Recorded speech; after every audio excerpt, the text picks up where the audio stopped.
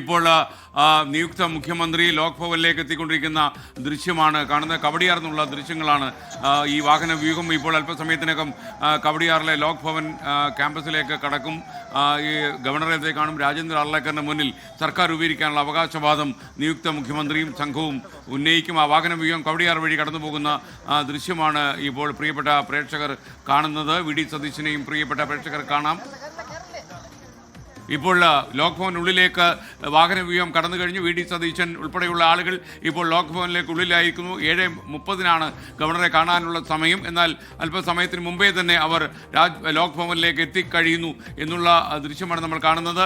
ഇപ്പോൾ പൂർണ്ണമായും ലോക് ഭവന്റെ ഉള്ളിലേക്ക് ഈ നിയുക്ത മുഖ്യമന്ത്രി വി ഡി സതീശൻ്റെ നേതൃത്വത്തിലുള്ള സംഘം എത്തിക്കഴിഞ്ഞു. ഇനി ഇതെല്ലാം ആഷ്മി പറഞ്ഞതുപോലെ സാങ്കേതികമായ കാര്യങ്ങൾ മാത്രമാണ്.